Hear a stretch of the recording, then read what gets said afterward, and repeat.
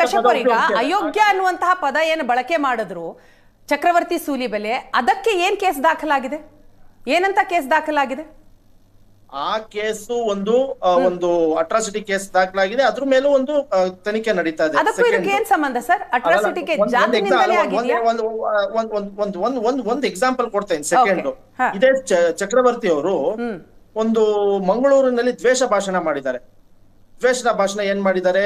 Love ಜಿಹಾದ್, ಅನ್ಯ ಕೋಮಿನ ವಿರುದ್ಧ ಮಕ್ಕಳು ಇಲ್ಲಿ ಇನ್ನೊಂದು ಧರ್ಮಕ್ಕೆ ಹೋಗ್ಬಿಟ್ಟು ಒಂದು ಕಲ್ಯಾಣ ಮಾಡ್ಕೋಬೇಕು, ಲಗ್ನ ಮಾಡ್ಕೋಬೇಕು. ಇವಾಗ ನಾವು ಒಬ್ರು ಚಿಂತಕರಾಗಿ ಯಾರೊಬ್ರು ಚಿಂತಕರಾಗೋ ಇಲ್ಲ ಒಬ್ಬ ವಾಗ್ಮಿ ಆಗ್ಬಿಟ್ಟು ಜನಕ್ಕೆ, ಮಕ್ಕಳಿಗೆ ಇಲ್ಲ ಯುವಕರಿಗೆ ಒಂದು ಒಳ್ಳೆ ಒಂದು ಭಾಷಣ ಮಾಡ್ಬಿಟ್ಟು ನೀವು ಸರಿದಾರಿ ಕಡೆ ನಡೆಯೋ ಒಂದು ಪಾಠ ಹೇಳ್ಬೇಕು, ಅದ್ ಬಿಟ್ಬಿಟ್ಟು ಜನರ ಮಧ್ಯೆ ಹೋಗ್ಬಿಟ್ಟು ಮದ್ವೆ ಮಾಡ್ಕೊಳ್ಳಿ, ಮಕ್ಕಳು ಮಾಡ್ಕೊಳ್ಳಿ, ಇವೆಲ್ಲ ಭಾಷಣ ಮಾಡೋ ಮಾತಾ ಇದು? ಒಂದ್ ಮಾತಾ ಇದು? ಹೇಳ್ತಾರೆ. ಅಲ್ಲ, ದ್ವೇಷ ಎರಡೋ ಭಾಷಣ ಇವರು ಮಾಡಿರುವ ಕೆಲಸ ಮಂಗಳೂರಲ್ಲಾಗಿದೆ. ಲವ್ ಜಿಹಾದ್ ಏನು ಅರ್ಥವೇ ಆಗ್ತಿಲ್ವೇ ಈ ಕೇಸು?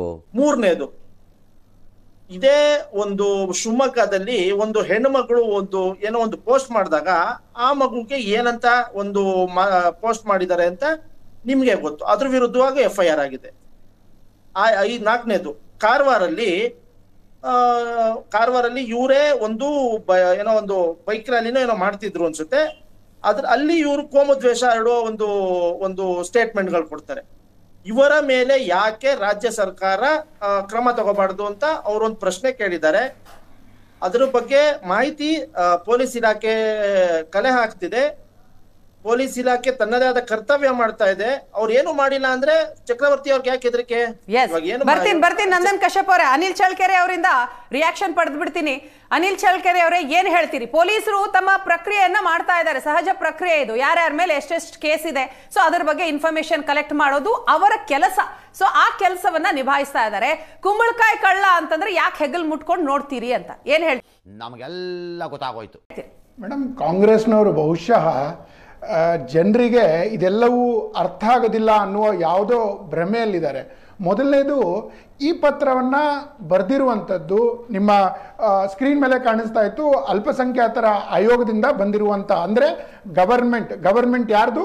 ಕಾಂಗ್ರೆಸ್ ಪಾರ್ಟಿಯ ಗವರ್ಮೆಂಟ್ ಅವರಿಂದ ಬಂದಿರುವಂತಹ ಪತ್ರದ ಮೇಲೆ ಇನಿಷಿಯೇಟ್ ಆಗಿರುವಂತಹ ವಿಷಯ ಇದು. ಅವರು ಪೊಲೀಸರಿಗೆ ಪತ್ರ ಬರೆದು ಇಡೀ ರಾಜ್ಯದಲ್ಲಿರುವಂಥ ಎಲ್ಲ ಪೊಲೀಸ್ ಸ್ಟೇಷನ್ಗಳಿಗೂ ನಿಮ್ಮ ಹತ್ರ ಈ ಥರ ಕೇಸ್ ಇದ್ದರೆ ಕೇಸ್ ನಂಬರನ್ನು ಕೊಡಿ, ಅಕಸ್ಮಾತ್ ಕೇಸ್ ಇಲ್ಲ ಅಂದರೆ ಕೇಸ್ ಇಲ್ಲ ಅಂತಾದರೂ ಹೇಳಿ ಅಂತ.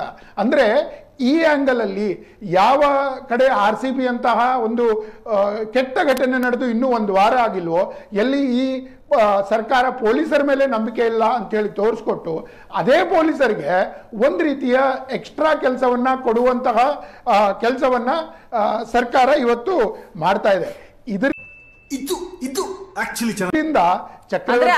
ವಿಷಯವನ್ನ ಡೈವರ್ಟ್ ಮಾಡೋದಕ್ಕೋಸ್ಕರ ಈ ವಿಷಯ ತೆಗೆದಿದೆ ಅಂತ ಹೇಳ್ತೀನಿ ಮೇಡಮ್. ಇವತ್ತು ಸರ್ಕಾರಕ್ಕೆ ಮಾಡುವಂತಹ 10 ಕೆಲಸಗಳು ಇನ್ನೂ ಬಾಕಿ ಇರುವಾಗಲೇ ಈ ತರದ ಒಂದು ಗಿಮಿಕ್, ನಾನು ಹೇಳ್ತಾ ಇದ್ದೀನಿ ಇದು ಗಿಮಿಕ್, ಈ ಗಿಮಿಕ್ನಿಂದ ಚಕ್ರವರ್ತಿಯಂತಹ ರಾಷ್ಟ್ರಭಕ್ತರು ಅಥವಾ ಯಾರ ಮೇಲೆ ಗಡಿ ಪಾರು ಮಾಡುವಂತಹ ಅಥವಾ ಗುಂಡಾ ಕಾಯ್ದೆಯ ಭಾಗ್ಯವನ್ನು ಕೊಡುವಂತಹ ಪ್ರಯತ್ನವನ್ನು ಕಾಂಗ್ರೆಸ್ ಪಾರ್ಟಿ ಮಾಡ್ತಾ ಇದೆಯೋ, ಯಾವುದೇ ಕಾರಣಕ್ಕೂ ಯಾವುದೇ ರಾಷ್ಟ್ರಭಕ್ತನಾಗಲಿ ಹಿಂದೂ ಕಾರ್ಯಕರ್ತನಾಗಲಿ ಇದಕ್ಕೆ ಹೆದರುವಂತಹ ಮಾತೇ ಇಲ್ಲ, ಕಾಂಪ್ರಮೈಸ್ ಇಲ್ಲ. ಇನ್ನು ಭಾರತೀಯ ಜನತಾ ಪಾರ್ಟಿ ಹಿಂದೂ ಪರ ಕಾರ್ಯಕರ್ತರ ಜೊತೆಗೆ ಅದರ ನಾಯಕರ ಜೊತೆಗೆ ಗಟ್ಟಿಯಾಗಿ ನಿಲ್ಲುತ್ತೆ. ಕಾಂಗ್ರೆಸ್ ನನಗನ್ಸಿದ ಮಟ್ಟಿಗೆ ತಾನು ಮಾಡ್ತಿರುವಂಥ ತುಷ್ಟೀಕರಣಕ್ಕೆ ಎಲ್ಲಾದರೂ ಬ್ರೇಕ್ ಹಾಕಿ ಜನರು ಇವತ್ತು ರಾಜ್ಯದಲ್ಲಿ ಏನು ಕೇಳ್ತಾ ಇದ್ದಾರೆ ಅದನ್ನು ಮಾಡಬೇಕು. ಇನ್ನೊಂದು ಮೇಡಮ್, ತುಂಬ ಮುಖ್ಯವಾಗಿ 50ನೇ ವರ್ಷದ ಎಮರ್ಜೆನ್ಸಿ, ಇದು ಎಮರ್ಜೆನ್ಸಿ 50ನೇ ವರ್ಷ ನಡೀತಾ ಇದೆ. ಕರ್ನಾಟಕದ ಕಾಂಗ್ರೆಸ್ಸು ಈ ಥರದ ಗುಂಡಾ ಕಾಯ್ದೆ ಭಾಗ್ಯ, ಗಡಿ ಪಾರು ಮಾಡುವಂಥ ಭಾಗ್ಯದಲ್ಲಿ ತನ್ನ ಹೈಕಮಾಂಡ್ಗೆ ಯಾವುದಾದ್ರೂ ಒಂದು ಗಿಫ್ಟ್ ಕೊಡ್ಲಿಕ್ಕೆ ಹೊರಟಿರ್ಬೋದೇನೋ ಅಂತ ನನಗನ್ಸುತ್ತೆ. ಇಷ್ಟು ಹೇಳಕ್ಕೆ ಇಷ್ಟಪಡ್ತೀನಿ. ಓಕೆ ಫ್ರೆಂಡ್, ಬಾಯ್.